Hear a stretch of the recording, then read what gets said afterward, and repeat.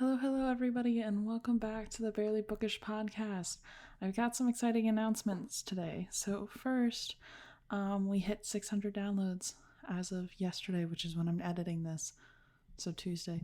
But thank you all so much for listening to the podcast, for subscribing to it, for joining me on this journey.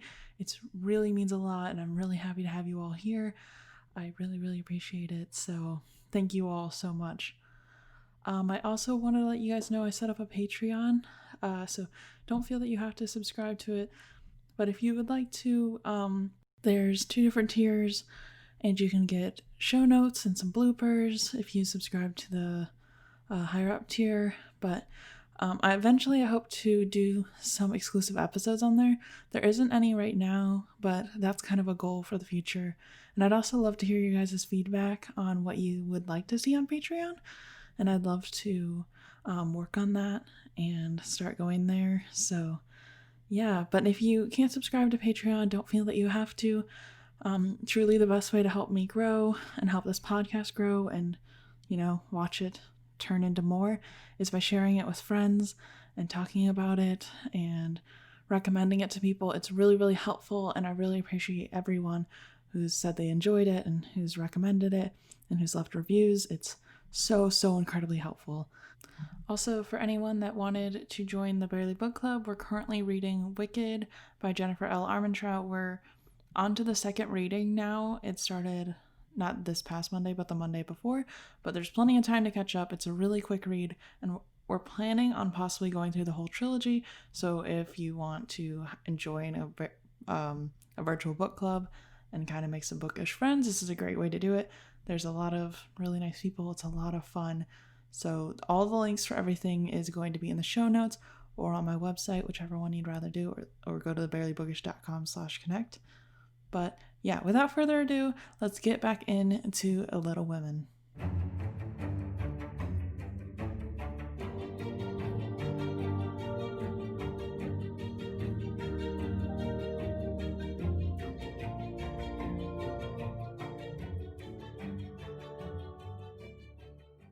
Hello, everyone. I am back on Little Women once again with Kendra. Hi. And we are starting off on chapter 38, which is called On the Shelf. So Meg is realizing that no one really looks at her now that she's married and her babies are about a year old. I'm not going to lie, with the chapter title being On the Shelf, I did not think it was going to be about Meg. I thought it was going to be about Joe. I was about to say, hey, the chapter didn't give it away this time. I know. It's like the first time ever, because normally every chapter title, I'm like, okay, I know exactly what's going to happen. This time I was like, okay. So Meg's here now. I thought it was going to be like Joe's writing or something. So John is all shook that he's not getting as much attention now. And everything is about the babies. And John is a little salty because he wants everything to be like before. And he was, quote, patient, unquote, for 6 months. And now he's seeking comfort in others like the Scotts. When they said that, I honestly thought we were going to find out John was cheating on her. I was like, oh no. He's not. No. But this is Little Women. I know. No spice here. I was prepared to be shaken. Like a swingers party. I was like, oh, he's seeking comfort in others. Okay, interesting. But it's like, as someone who's never been a parent and never experienced this, I was like, ew, like, I don't like this at all. But like, because you are a parent, have you ever felt like this? Like, you made it all about your kids at first, or were you more like, oh yeah, I used to tell my husband to go away. You're just like, deal with it, okay? Like, I see a lot of my friends, they do this. It's like the baby comes, you're obsessed about the baby, and like the husband is second chair now. Yeah. So, you live and you learn, but that's what happens. It's like having a new puppy. Yeah. True. I mean, she also has twins, though. Like, I can only imagine with twins, you have twice the trouble. Of course, she's going to make it all about her kids. Like, she's got a lot going on. She has a lot to handle with 2 babies. Yeah, 1 baby is a lot. I can't really imagine what twins would be like having. So, that's kind of like In my opinion, because she has twins, that was kind of a little selfish of him. Oh, well, I gave her 6 months. It should be Yeah, back to normal by now. I know. No, sir. There are two other souls in your I house. know. I was judging John harshly at this point. I was like, buddy, like, she is literally, first of all, she gave birth with nothing. Like, she did a home birth, okay? There wasn't like epidurals then. So, first of all, she should have be awarded solely for that. And then, second of all, she is taking care of two lives that cannot take care of themselves. Like, what do you mean you gave her 6 months to be back to normal? Like, give her the rest of her life. Like, I don't understand. Had she been given birth in this era, she would have got two pushing presents because that's a Yeah, thing. I know. I found out about that on a TV show, and I was like, a reality TV show, and I was like, wait, what? Like, honestly, Ashley should. She should have gotten pushing presents because that seems like a lot of work that I would not want to endure. Yeah, I think that's the other thing about it is when you have kids, husbands for some reason, or at least some of them, think that, oh, well, if I provide you money, then you'll be fine. That's not true. Like they need help. Even Yeah. if it's just one child, not twins, you are literally providing for a tiny person that cannot take care of themselves. And that's for Hmm. like, I would say at least the first, give or take, 8 years of their life. They can't make their own food. You're going to have to help them in the restroom.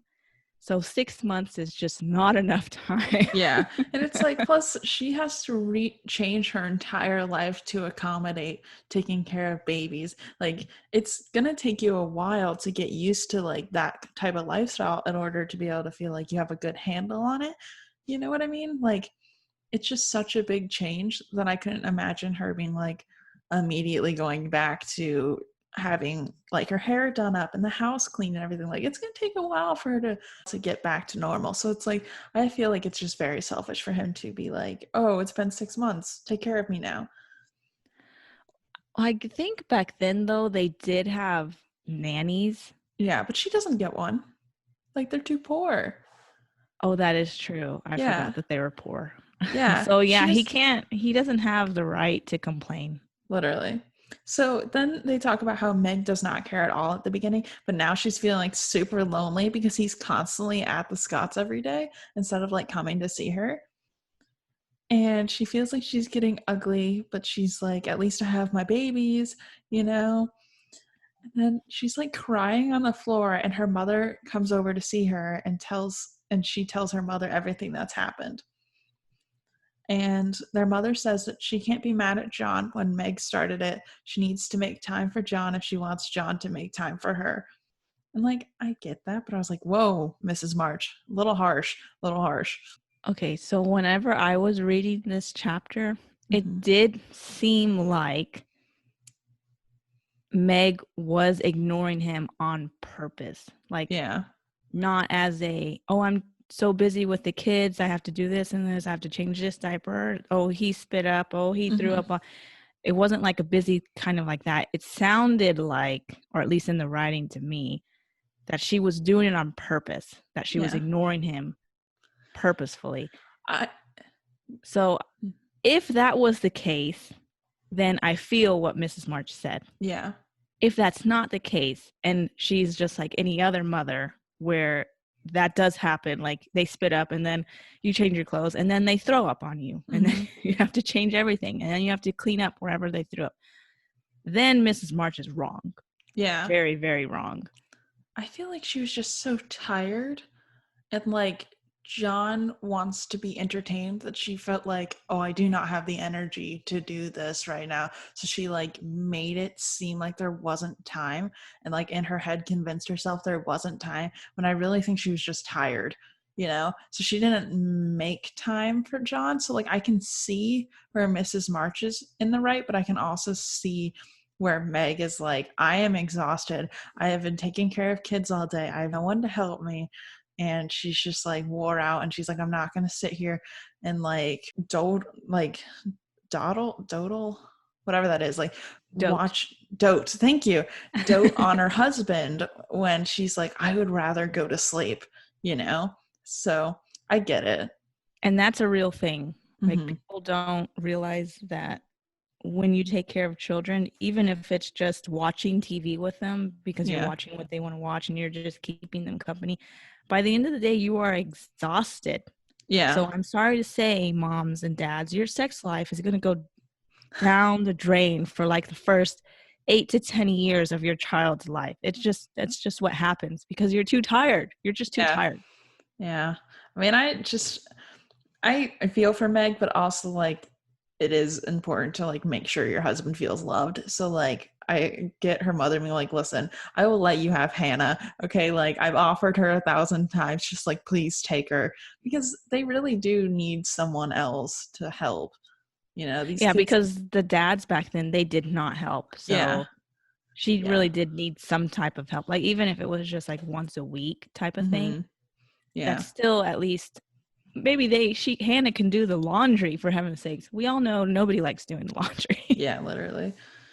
Yeah, so their mother advises Meg to make their home happy and to not neglect her husband for her children, but instead include him and make them a little family. So she tells Meg to have John take care of Demi and to have Hannah come so they can go out more. And she tells Meg to have John talk about what he's interested in, even if it's politics. And Meg's like, all right, fine. And he hasn't said anything. She's like, why didn't John come and talk to me about this? And then her mother says that he was trying to be kind. And like communicate with your spouse. I don't understand. That's Like if, like one of the number one biggest things that causes divorce is non-communication. I know. And then, like, I don't remember what the second thing is, but the second thing should be understanding that communication. Yeah. Fact. It's just like it always annoys me in books where I just feel like people cannot communicate at all. And I'm like, please just communicate with your significant other. It's going to make your life 10 times easier. I think that's why I'm so blunt with people. Mm-hmm. Like, it comes off as rude most of like 101% of the time, but I think that's why I'm so blunt with people, is because I've read and seen so many movies where they just don't communicate. I'm like, why Mm-hmm. don't you just tell them? Yeah. Literally. That's like one of the most important things in my relationship is I always make sure that we communicate, you know? So I just don't have to deal with drama because I just feel like when you don't communicate with your significant other, then like a lot of things get misunderstood and everyone feels neglected. So Meg immediately acts upon her mother's advice, and John is trying to discipline his son, which Meg doesn't really like. And then she tries to put the kids to bed early, but Demi was not about it. So their nice dinner did not go as planned. And then Meg persuades him to go to sleep by rewarding him with cake. And I'm like, whoa. This is the part where, like, the argument of communication doesn't come in, where Mm-hmm. Meg and John are not on the same page of how to discipline their children. Yeah. They have very different parenting styles for sure. So this is what can cause many divorces. Yeah. Welcome to Dr. Phil. On the Barely Bookish podcast, they come home and John immediately notices that she dressed up a bit, and John was super happy about it. And then they're like talking, and then Demi immediately comes down and broke up the nice night. And so he's like trying to get food and like stay up, and she's like, no, you need to go back to bed. So Meg gives him a lump of sugar as a bribe to go back to bed. And then after like a little bit of time, he comes back down and demands more sugar. And like Meg is like, and then John is like shook about what's going on. So Demi defies his parents again, and John puts him to bed continuously until Demi starts like screaming his head off. And he's like, John's basically like, he's going to bed. Like, I don't care. He's gonna go to bed right now. Like, we're not going to deal with this all night. John wants to get lucky. Okay? His wife dressed up for him. She looks really nice. She hasn't cooked dinner in who knows how long. He wants to go to bed too, just not in the same way as he's putting his child to bed. I'm screaming. Honestly. I mean, Little Women would never say that, but like That is what is happening. Read between the lines, people. literally. So Meg's like trying to go up and comfort Demi, but John won't let her. He's like, he needs to go to bed. And it's honestly good that like John's reprimanding the children right now because they're gonna get so spoiled if it was just up to Meg. Like she would spoil these children absolutely rotten. So John seems to have done a good job, which is good. And like finally, I'm guessing this took like about an hour. Um, he falls asleep like holding his son, which is kind of adorable. John comes downstairs after he like wakes up again and talks to her about like the nation, but she doesn't really enjoy it. And he can kind of tell, but he likes that she's trying, and he takes an interest in her bonnet, and he tells her she looks young and happy again, and she asks him to take her to the concert. Oh, I thought you were about to say, let's go to bed, but I love that you're just like trying to make this more adult than it ever is going to let you be. it is so adult. You just have to read in between the lines and have a True. little smutty imagination. I love that I did research for the wrap up episode that we'll do. I'll just like hint a little bit, but this is like the one of the very few kid works. The rest are like apparently smut, which is good for her. I need to read that. Yeah, it's under a pseudonym. I think it's like A.M. Bernard or something like that. And it's like very adult. A.M. Bernard, like late night with Bernard. Apparently, I just Patrick wow apparently. So she tells John about the talk she had with her mother, and John seems very happy about the entire thing. And so now we have like a small flash forward because the author just loves to sum up everything for whatever reason. And they say that everyone comes to Meg's house now because of how happy it is, and even Sally comes over because it sounds like her marriage isn't going well. And Sally is her friend that like married like Ned. And I kind of just feel bad for Sally because she did what she was supposed to do, and now she's like not in a happy marriage. I just see, I'm a very, okay, how do you put this? I just can't see how Sally is so upset because her husband doesn't pay any attention to her. You have the money to buy you a Sancho. Go and do that. Oh my gosh. I was editing our episode for tomorrow, and it says our entire conversation about Sancho's. I just, you know what? Sally should do that. She should treat herself to a better man than Ned is for her because she deserves to be happy because she is You lonely can right have now. several better men. I mean, it's a possible thing, okay? Go and do that for yourself. Yeah. I mean, if her husband obviously isn't going to care because he doesn't care about her at all, it sounds like. And like, I just kind of feel bad because she doesn't even, her only real friend is like Meg, it sounds like. And she's in a loveless marriage, and she doesn't have like children to keep herself like preoccupied with. And like her friends are basically always hanging out with their husbands, and now she's like has nothing to do. Like, get yourself a Sancho.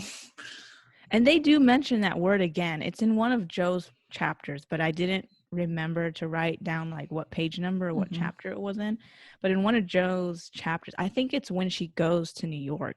She Mm. talks about Sancho, and I'm like, who is this Sancho person? Like, is it a real person? Yeah. So now we're on to chapter 39, Lazy Lawrence. I wonder what's going to happen. So Laurie planned to stay in Nice only a week, but he's ended up staying a month. And he's really enjoying being around Amy because she feels like home, and she thinks of him like the same way. So they're both like warming to each other at this point.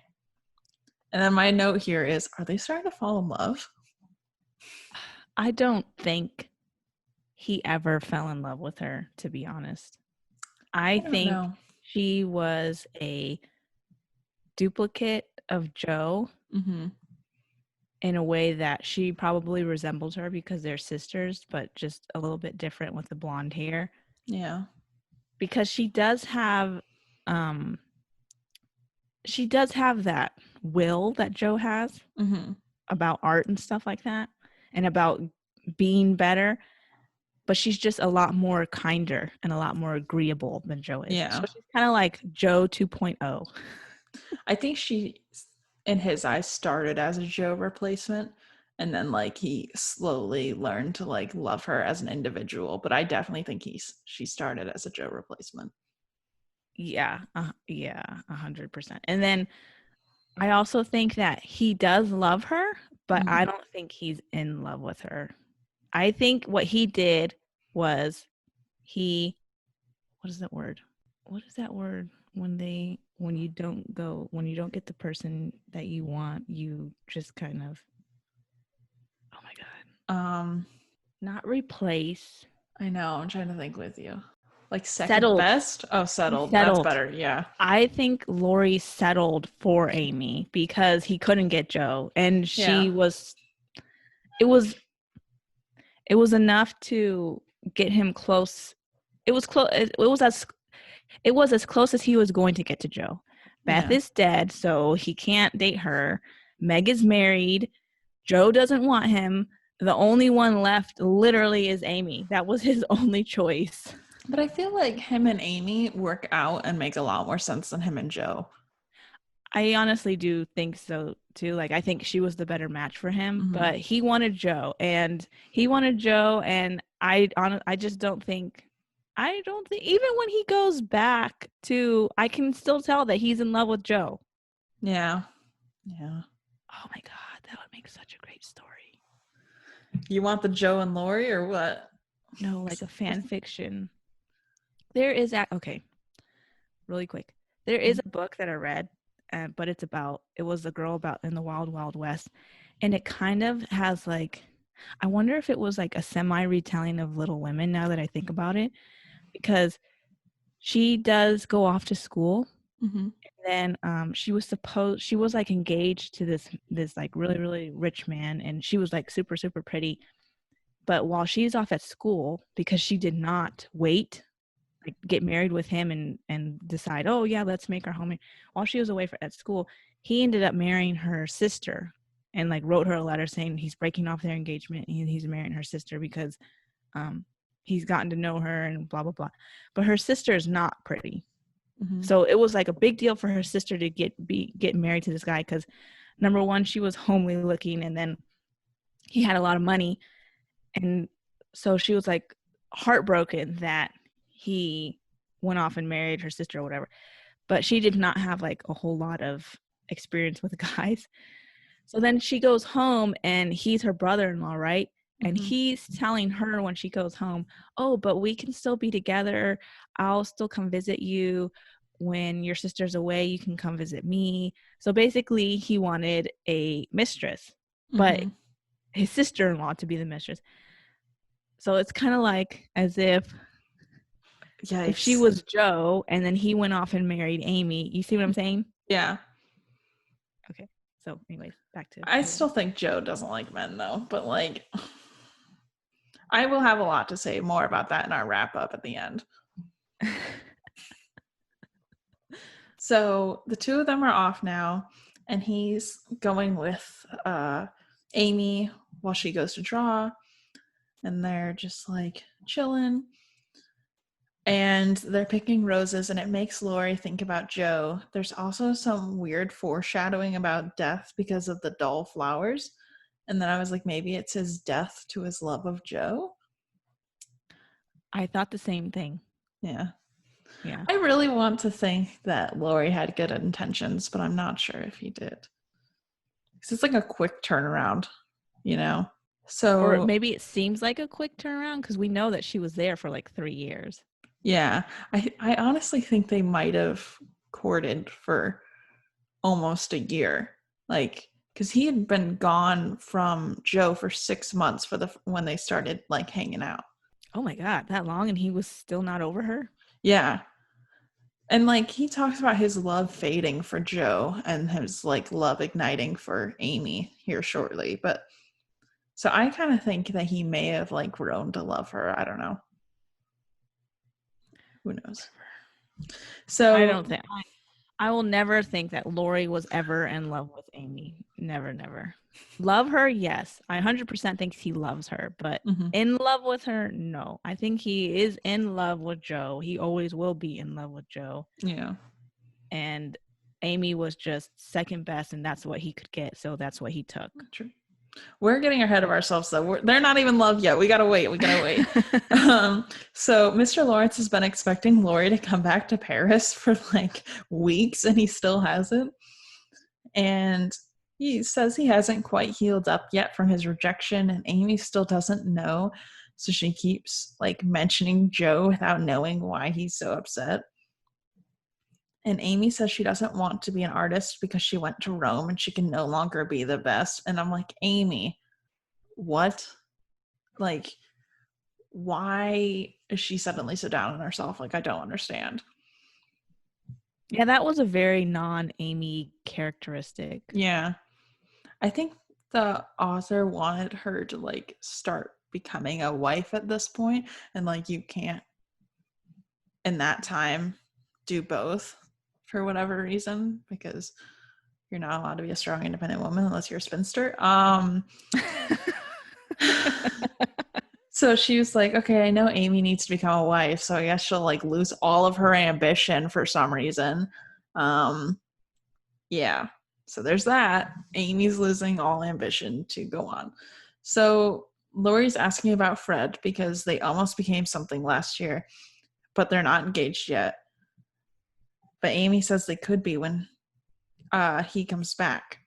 So Laurie's feeling a bit disappointed in her because of her not marrying Fred for love, but marrying him instead for money, and because it's a good match, according to Amy. I don't see anything wrong with that. Like, Look at Meg and how miserable she is without a maid.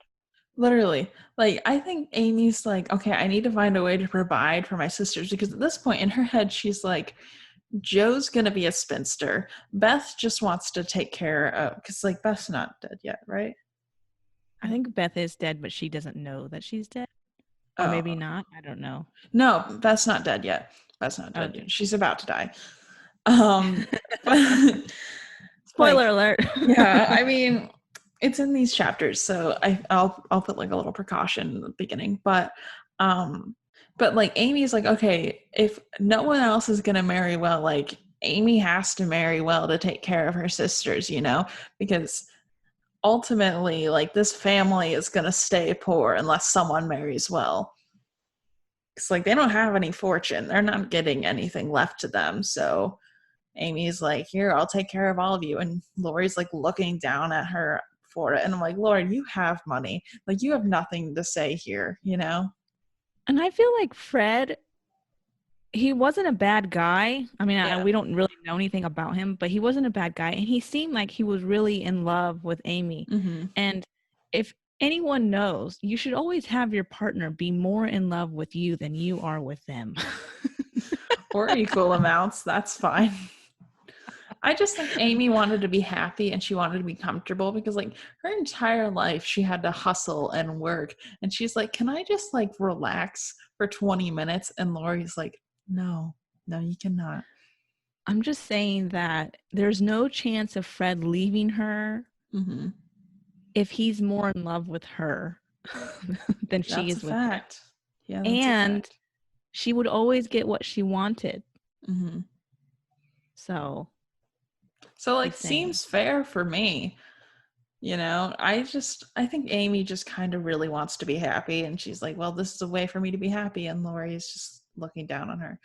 But then Amy starts reprimanding Laurie, and Amy said that she's despises him because he has every opportunity to be happy and has a lot of great things, and she says he is selfish.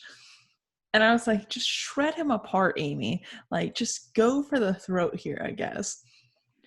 I blame Laurie for that, because he should have just told her, look, I asked your sister to marry me and she said no. That's why I'm here. Communication, people. Communication. Yeah, they just do not communicate at all. And then they're like, Amy didn't even ask why he's sad, because she knows he won't tell her until he like brings it up. See, and then if she would have asked, though, she could Mhm. have, again, blamed him, but like, well, I asked you and you weren't Yeah, honest with me. So, true. on you. So Laurie's been abroad for 6 months at this point, and he's just been wasting money and becoming lazy and wants to be petted and admired by random people, but isn't doing anything to improve himself. Can you He imagine? went to college for 4 years. Give the guy a break. I know, but also could you imagine being abroad on vacation for 6 months? Like that sounds awesome. That sounds Yeah. delightful. Yeah. What does she exactly want him to do? Like, Yeah, literally. why not just be, petted and admired? I know it sounds pretty great. I love that we're just like defending Laurie's laziness right now. We're like, yeah, do it. Be relaxed. Have a great I day. think Laurie is actually my favorite character, even though sometimes he is a pain in the ass. I think I relate to him the most, even though he was kind of stupid for thinking that Joe was going to change her mind. That's the only thing that he's done wrong here.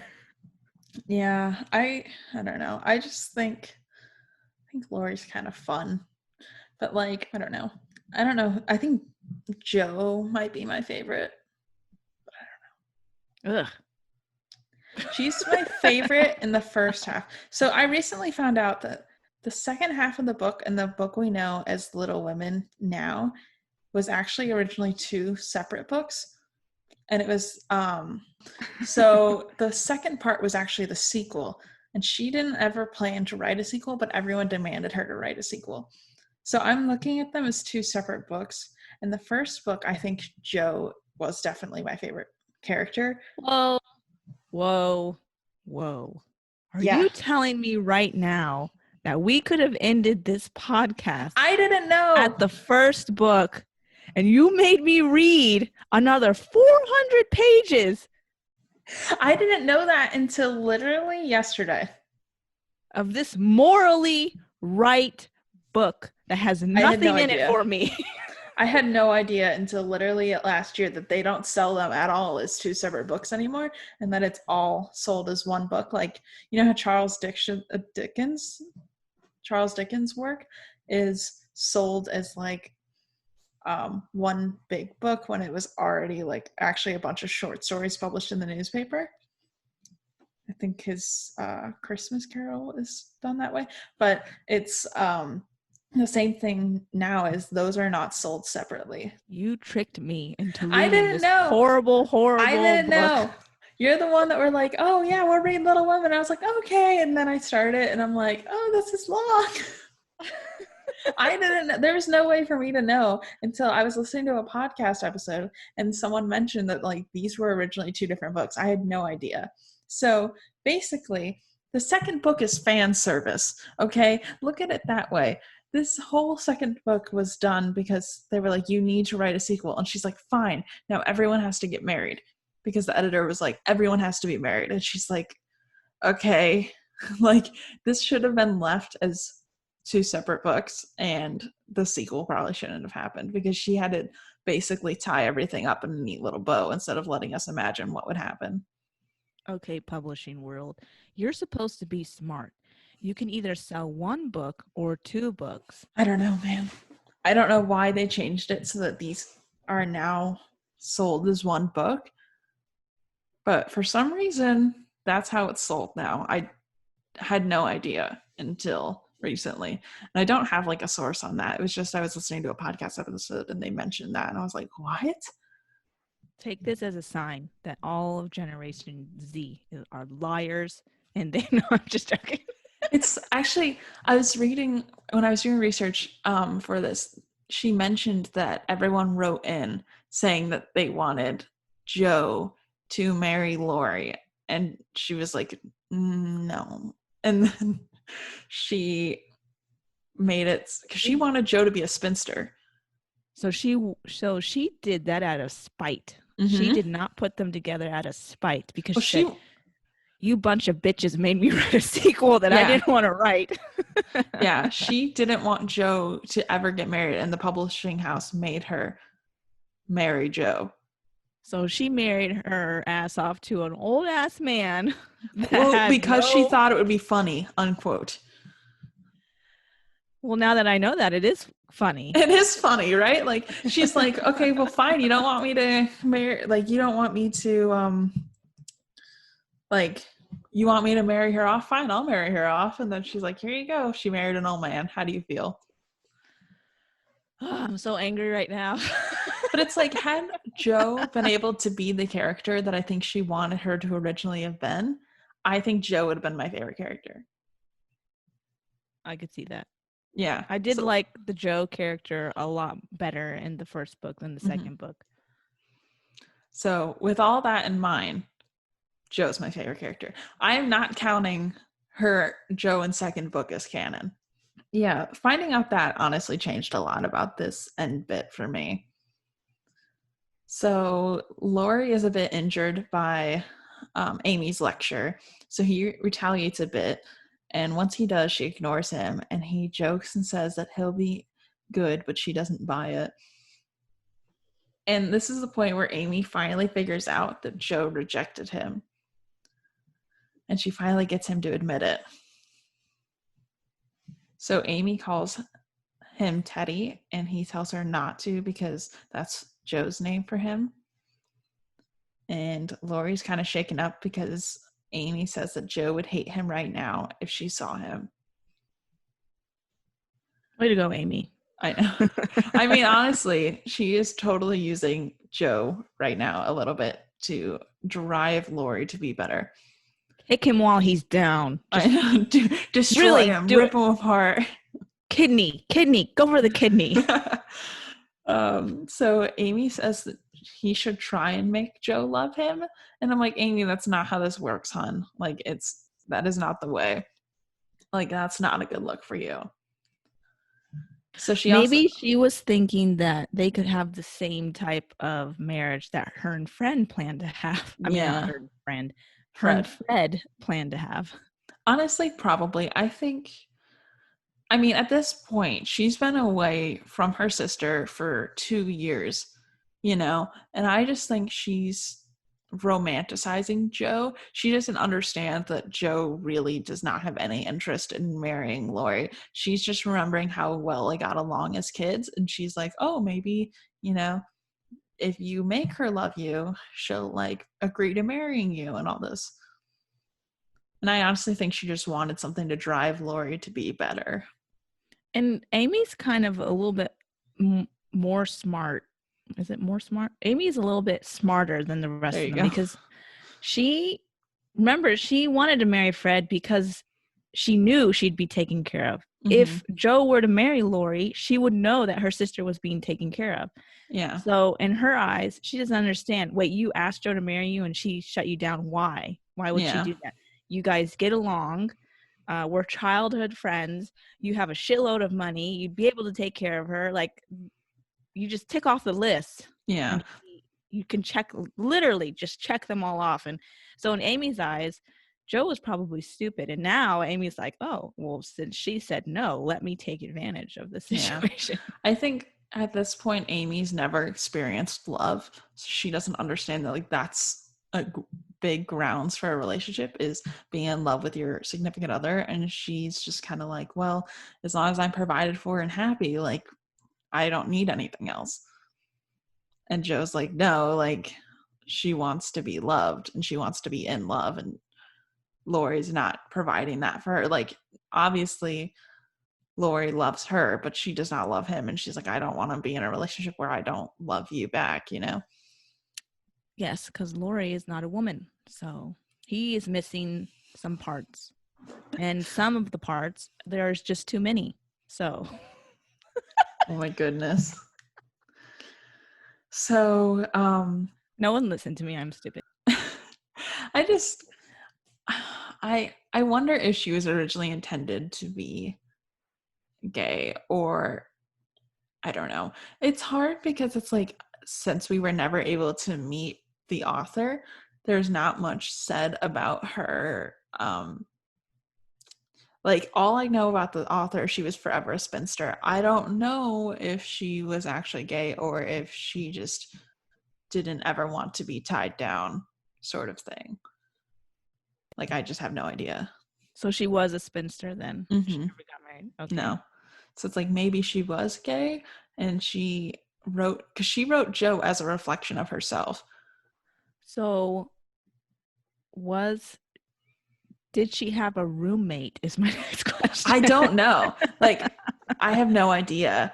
I did not see anywhere that anyone mentioned it.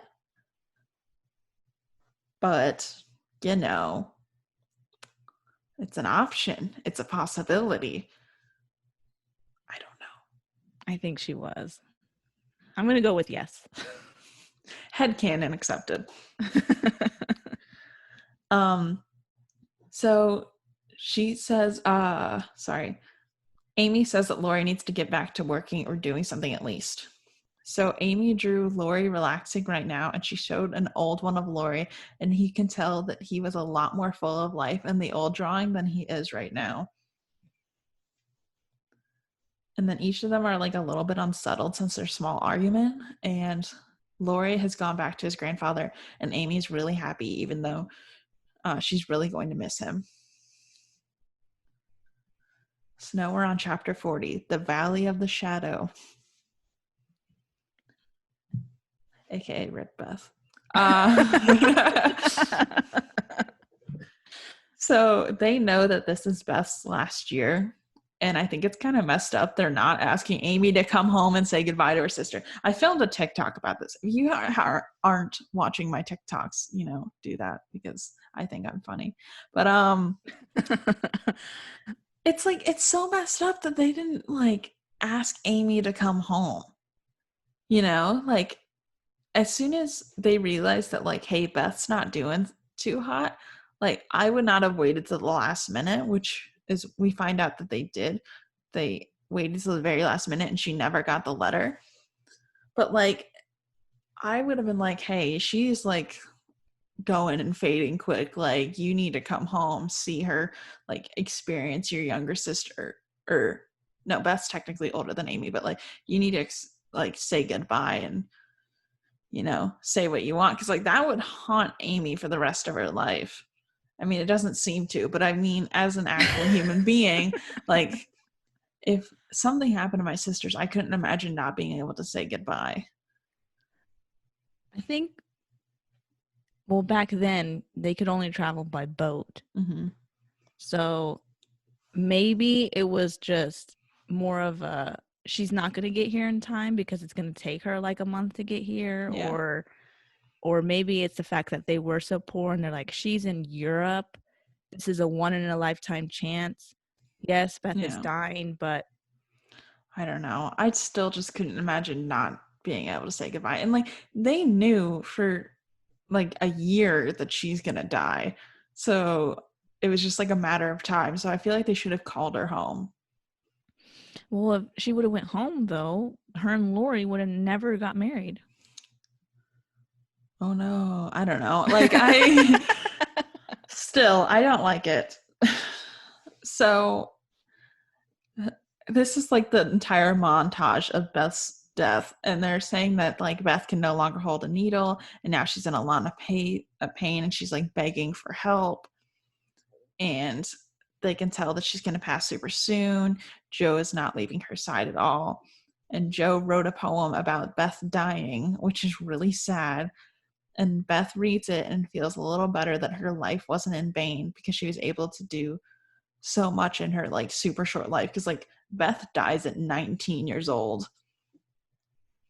So Beth encourages Joe to focus more on love and her relationship with other people instead of her writing. And I was like, that's kind of messed up because, like, for some reason, this entire novel really likes to get the idea through people's heads that, like, they should just give up on all of their ambition and just get married. And I'm like, no, have the best of both worlds. Like, do not sacrifice all of your dreams and your goals in life just to please another individual. Well, this was another time, though. And that is what you did. Like, even when they went to college, or at least not they, but women went to college, you went to college to find yourself a husband. Anything you did, you went to go find a husband. It's hard to read this as a modern woman because, like, I hate that idea. I'm like, you should pursue all your goals and your ambitions and the life that you want to live. instead of like constantly trying to please others. So I don't then have that Beth, problem. what? I said I don't have that problem. Mood. So Beth literally dies in her mother's arms, and Amy is not there at all. So, chapter 41, learning to forget. So, Laurie decides that he is going to try and take Amy's advice. And so he goes to Vienna and tries to pursue music, but he kind of realizes he's struggling to figure out his genre.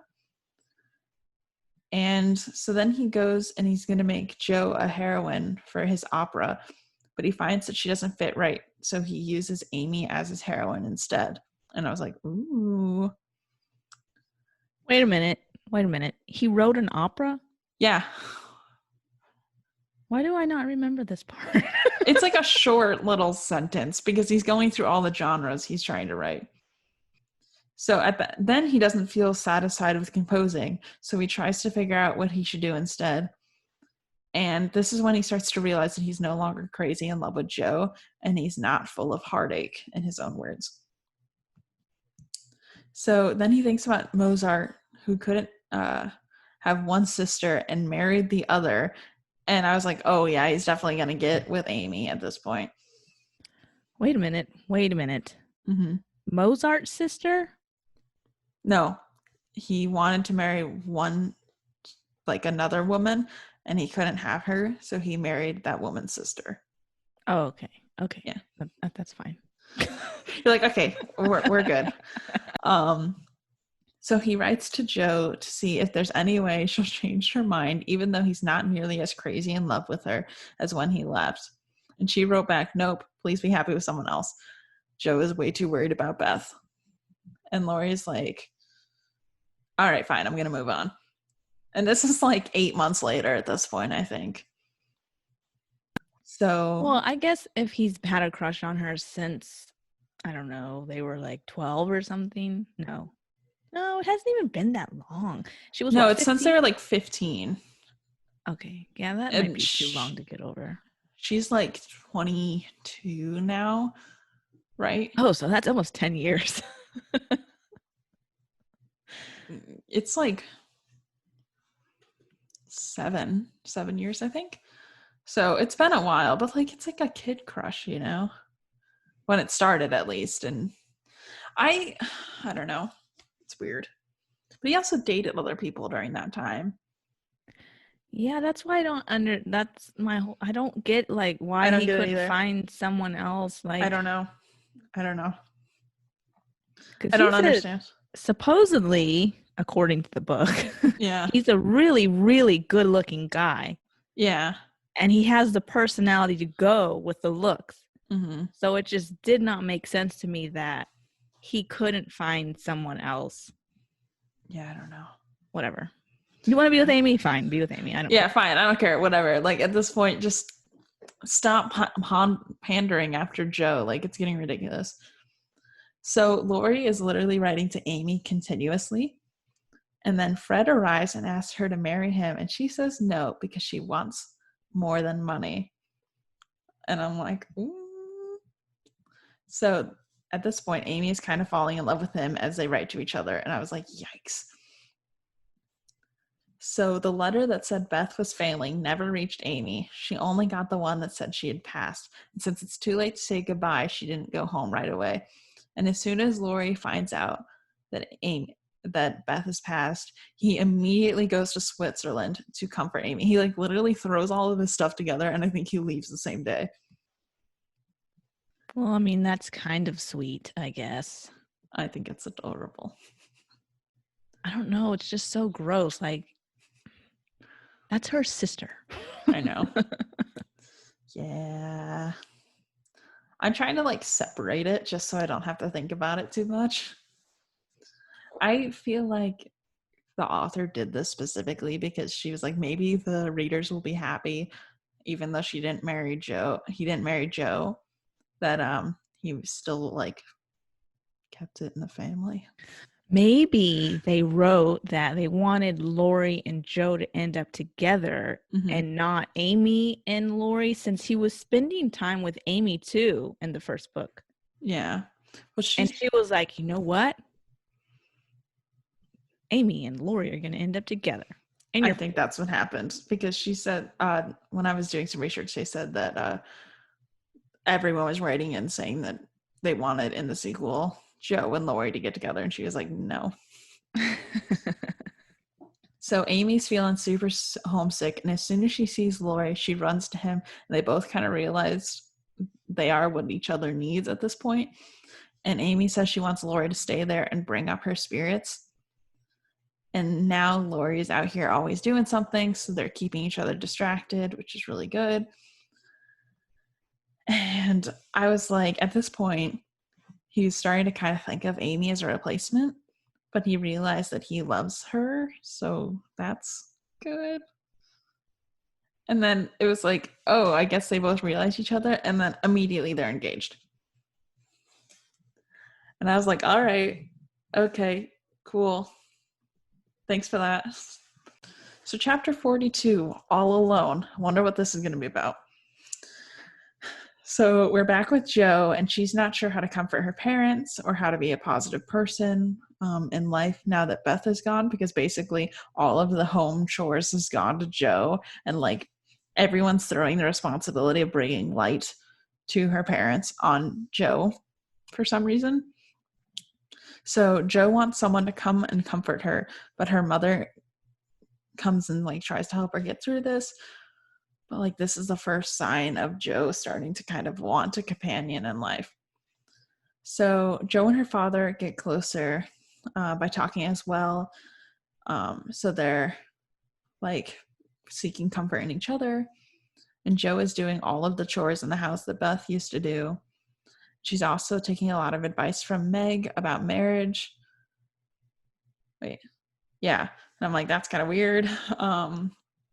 And Jo has completely given up writing, so her mother had to encourage her to start writing again. And she finishes a manuscript, and her father encourages her to send it to a newspaper, which she eventually did and gets paid. And it turns out to be a huge success. Multiple newspapers asked for it. And she wrote multiple stories and sent them away. So Amy and Laurie have sent home a notice of their engagement, and everyone is pretty happy about it. And their mother is starting to notice just how lonely Jo is. And like Amy is like writing all these like nice things about Laurie and like bragging about him a little bit, which I thought was kind of cute. And Jo finds a message from the professor writing from when she works there. And I was like, OMG, is she going to start falling in love with him? Yikes. So that's the end. I have chapter 42. Oh, I actually have notes for 43. You have notes? Yeah, for 43 though.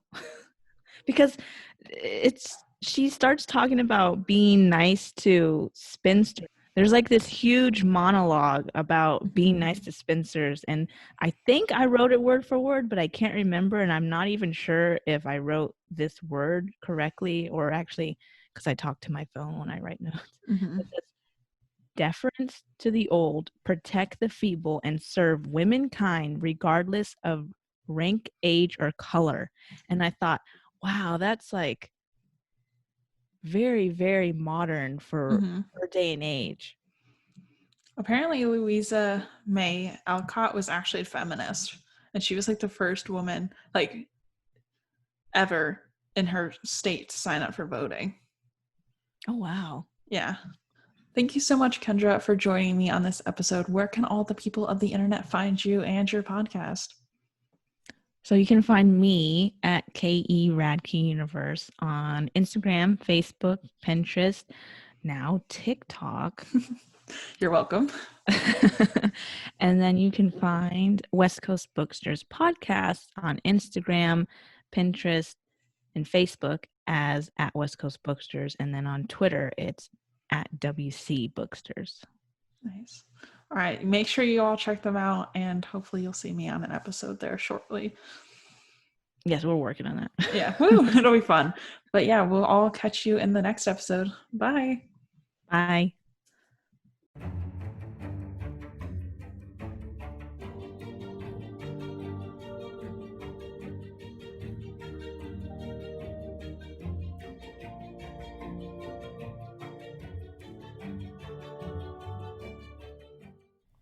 Thank you all so very much for joining me on this episode of Little Women on the Barely Bookish podcast. These are so much fun. I really hope you guys are enjoying this series. As I mentioned in the beginning, we do have Patreon now, so if you want to get the bloopers, there's a blooper for this episode that's already going to be posted. But yeah, if you want any of the bloopers or the show notes, go on over to patreon.com, or there's a $5 tier that kind of just like gives me a tip and you'll get shouted out at the beginning of the episode. So with both tiers anyways, but yeah, so if you want to join Patreon, please do that. If you don't, just please share this podcast with a friend. Let more people know about it. It's really, really helpful. Also, I'm starting to stream on Twitch now. So at Fridays at 6 p.m. Eastern, as long as my computer is cooperating, we will be streaming Among Us on Twitch. So if you like Among Us, or if you want to pop in, say hi, talk about the podcast, please do that. I'd love to see you guys. I'd love to put like some faces or some names to numbers kind of thing. And I'd just love to chat with you guys. So if you want to do that, it'll be on 6 p.m. Eastern, or you can watch a couple of the older streams are already on there for you. So you can watch that as well. But yeah, that's all I really have for you guys. I hope you guys are enjoying this episode. If you ever talk about this on social media, like please feel free to tag me in it as well, because again, I love to put like names to numbers, and you know, I can see that I've got like 600 downloads, which is great and awesome, and I'm really, really excited about it. But like, I'd love to kind of see the people who are the behind the numbers, and that'd be really fun for me. So thank you guys so much. I don't even have words. I'm just so happy. Yeah, so I guess I'll leave it there. If you want to follow me, I'm at Barely Bookish on basically everything. On everything, not basically everything, literally everything. And there's that. That's basically all I have. So our logo was created by my younger sister Sarah. Our theme song was by Raphael Crux on freepd.com. And I will catch you all in the next one. Bye.